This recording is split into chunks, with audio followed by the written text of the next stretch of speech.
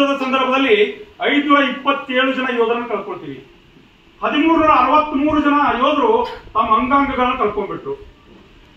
ಒಬ್ಬ ಸೈನಿಕ 2 ಕೈಗಳನ್ನು ಕಳ್ಕೊಂಡ್ಬಿಟ್ಟ, ಮತ್ತೊಬ್ಬ ಸೈನಿಕ 2 ಕಾಲುಗಳನ್ನು ಕಳ್ಕೊಂಡ್ಬಿಟ್ಟ, ಮತ್ತೊಬ್ಬ ಸೈನಿಕ 1 ಕೈ ಕಳ್ಕೊಂಡ, ಮತ್ತೊಬ್ಬ ಸೈನಿಕ ಕಣ್ಣುಗಳನ್ನು ಕಳ್ಕೊಂಡ್ಬಿಟ್ಟ, ಮತ್ತೊಬ್ಬ ಸೈನಿಕ ಕಿವಿಗಳನ್ನು ಕಳ್ಕೊಂಡ್ಬಿಟ್ಟ.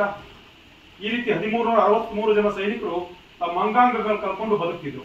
ಮಿತ್ರ, ನಾವು ಒಂದು ಕಮತಿಗೆ ಕಾರ್ಯಕ್ರಮಕ್ಕೆ ಹೋದಾಗ 2 ಕೈಗಳನ್ನು ಕಳ್ಕೊಂಡಂತ ಒಬ್ಬ ಸೈನಿಕ ಭೇಟಿಯಾಗಿದ್ದ. ಕಾರ್ಗಿಲ್ ಯುದ್ಧದ ಸಂದರ್ಭದಲ್ಲಿ 2 ಕೈಗಳನ್ನು ಕಳ್ಕೊಂಡಿದ್ರು. ಕಮತಿಗೆ ಕಾರ್ಯಕ್ರಮದಲ್ಲಿ ಮಾತನಾಡಿ ಕೆಳಗಡೆ ನಿಂತಿರಬೇಕಾದ್ರೆ ಆ ಸೈನಿಕ ಬಂದ್ ಭೇಟಿಯಾದ್ರು. ಸರ್, ಕಾರ್ಗಿಲ್ ಯುದ್ಧದ ಸಂದರ್ಭದಲ್ಲಿ 2 ಕೈಗಳು ಹೋಗ್ಬಿಟ್ಟಿವೆ. ಸರ್ಕಾರ ಅವಕಾಶ ಕೊಟ್ರೆ, ಮಿಲಿಟರಿ ಅವಕಾಶ ಕೊಟ್ರೆ ವೈರಿಗಳ ರುಂಡುಗಳನ್ನ ಚೆಂಡಾಡ್ಲಿಕ್ಕೆ ನಾನು ಇನ್ನೂ 2 ಕಾಲುಗಳು ಜೀವಂತಿವೆ ಸರ್. ಕಾಲಿನ ಬಟ್ಟಿಂದ ಟೆಗರ್ ಒತ್ತಿ ವೈರಿಗಳ ರುಂಡುಗಳನ್ನ ಚೆಂಡಾಡ್ತೀನಿ ಅಂತ ಒಬ್ಬ ಸೈನಿಕ ಹೇಳ್ತಾನಲ್ರಿ.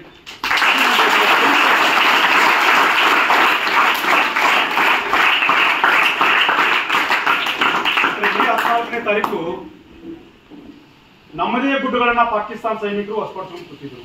ನಮ್ಮದೇ ಸಂಘಗಳನ್ನ ವಶಪಡಿಸ್ಕೊಂಡು ಕೂತಿದ್ರು. ನಮ್ಮದೇ ಬಂಕರ್ಗಳನ್ನ ವಶಪಡಿಸ್ಕೊಂಡು ಕೂತಿದ್ರು. ನಮ್ಮದೇ AK-47 ತೆಗೆದು ಕೂತಿದ್ರು. ನಮ್ಮದೇ ಮದ್ದು ಗುಂಡುಗಳನ್ನ, ನಮ್ಮದೇ ಬಾಂಬರ್ಗಳನ್ನ, ನಮ್ಮದೇ ಲಾಂಚರ್ಗಳನ್ನ ಪಾಕಿಸ್ತಾನ ಸೈನಿಕರು ತೆಗೆದುಕೊಂಡು ಕೂತಿದ್ರು. ಪ್ರತಿ ವರ್ಷ ನಮ್ಮ ಸೈನಿಕರು ಜನವರಿ, ಫೆಬ್ರವರಿ, ಮಾರ್ಚ್ ಬಂದ್ಬಿಟ್ರೆ ಅಲ್ಲಿಂದ ಕೆಳಗಡೆ ಬರ್ತಿದ್ರು. ಅದೇ ಸಮಯವನ್ನು ಸಾಧಿಸ್ಕೊಂಡು ಕೂತಂತ ಪಾಕಿಸ್ತಾನದವರು ನಮ್ಮದೇ ಗುಡ್ಡುಗಳನ್ನ ವಶಪಡಿಸ್ಕೊಂಡು ಕೂತಿರ್ತಾರೆ. ಜಮ್ಮು ಕಾಶ್ಮೀರದ ಒಂದು ಬಹುದೊಡ್ಡ ಜಿಲ್ಲೆ ಕಾರ್ಗಿಲ್. ಕಾರ್ಗಿಲ್ ಯುದ್ಧದಲ್ಲಿ ಬರೋದು ದೊಡ್ಡ ದೊಡ್ಡ ದೊಡ್ಡ ಪರ್ವತಗಳು. ಈ ಚಿತ್ರದಲ್ಲಿ ಕಾಣುತ್ತಲ್ಲ, ಅದೇ ರೀತಿ ದೊಡ್ಡ ದೊಡ್ಡ ದೊಡ್ಡ ಪರ್ವತಗಳು. ಆ ಪರ್ವತಗಳನ್ನ ಪಾಕಿಸ್ತಾನ ಸೈನಿಕರು ವಶಪಡಿಸ್ಕೊಂಡು ಕೂತಿದ್ರು. ಮೇಲ್ಗಡೆ ಇರೋದು ಭಾರತದ ಸೈನಿಕರಲ್ಲ, ಮೇಲ್ಗಡೆ ಇರೋದು ಪಾಕಿಸ್ತಾನ ಸೈನಿಕರು ಅಂತಕ್ಕಂಥ ಮಾಹಿತಿಯನ್ನ ಮೊದಲಿಗೆ ಬಂದ ತಕ್ಷಣ ನೋಡ್ಲಿಕ್ಕೆ ಹೋಗಿದ್ದು ಕ್ಯಾಪ್ಟನ್ ಸೌರಭ್ ಕಾಲಿಯಾ. ತನ್ನ 4 ಜನ ಸೈನಿಕರನ್ನು ಕರ್ಕೊಂಡು ಹೋಗ್ತಾರೆ. ಮಿತ್ರ, ಈ ಕತೆ ಕೇಳಿದ ನಂತರ ಒಂದನಿ ಏನಾದ್ರು ಕಲಿಯಲು ಬರ್ತಿದ್ರೆ ದಯವಿಟ್ಟು ಕ್ಯಾಪ್ಟನ್ ಸೌರಭ್ ಕಾಲಿಯಾ ಸಲುವಾಗಿ ಆಗ್ತದೆ. ಕ್ಯಾಪ್ಟನ್ ಸೌರಭ್ ಕಾಲಿಯಾ ಹತ್ತಾನೆ 5 ಜನ ಸೈನಿಕರನ್ನು ಕರ್ಕೊಂಡು ಹೋಗಿದ್ರು. ಎದುರಿಗೆ ಬಹಳ ದೊಡ್ಡ ಪ್ರಮಾಣದ ಪಾಕಿಸ್ತಾನ ಸೈನಿಕರಿದ್ರು. ನೇರ ಯುದ್ಧಕ್ಕೆ ನಿಂತ ಕಾರಣಕ್ಕಾಗಿ ಭಾರತದ 5 ಜನ ಸೈನಿಕರನ್ನ ಬಂಧಿಸಿ ಪಾಕಿಸ್ತಾನ ಕರ್ಕೊಂಡು ಹೋಗ್ತಾರೆ.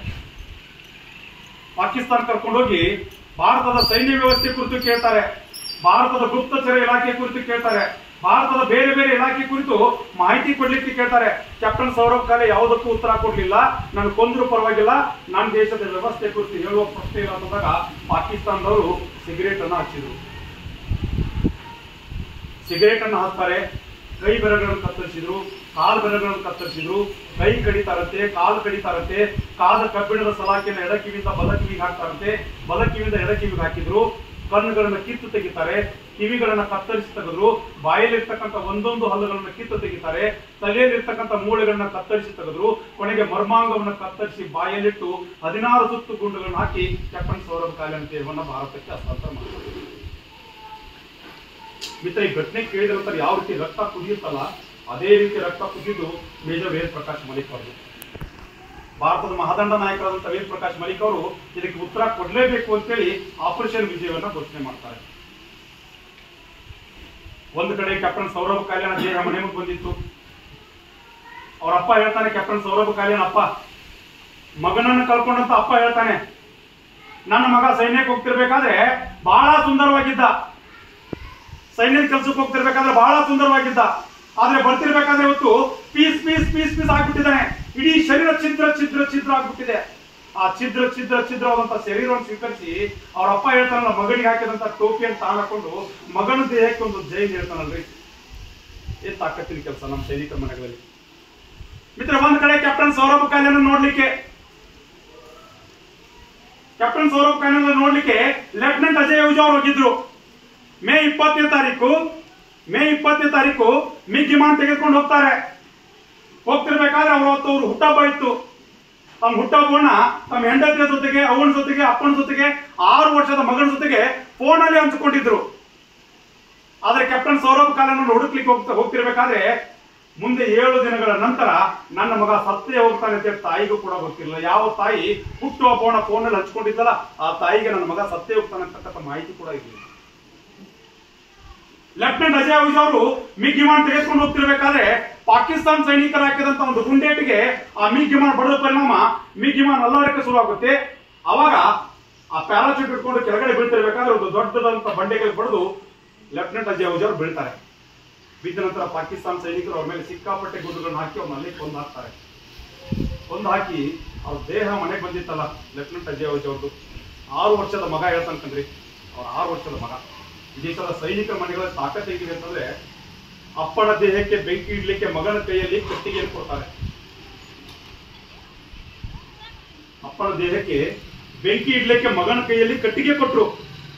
6 ವರ್ಷದ ಮಗ ಕಟ್ಟಿಗೆ ತಗೊಂಡ ಅಪ್ಪನ ದೇಹಕ್ಕೆ ಬೆಂಕಿ ಹತ್ತಿರಬೇಕಾದ್ರೆ ಒಂದು ಸಂಕಲ್ಪ ಮಾಡ್ತಾನೆ ಮೇಜರ್ ಲೆಫ್ಟಿನೆಂಟ್ ಅಜಯ್ ಅವ್ರ ಮಗ, ಅಪ್ಪ ನಿಮ್ಮಂತೆ ನಾನು ಕೂಡ ಸೈನಿಕನಾಗ್ತೀನಿ ಅಂತೇಳಿ ಅಪ್ಪನ ದೇಹಕ್ಕೆ ಬೆಂಕಿ ಇಡ್ತಾನಲ್ರಿ. ಇದು ದೇಶದ ಸೈನಿಕರ ತಾಕತ್ತಾನೆ.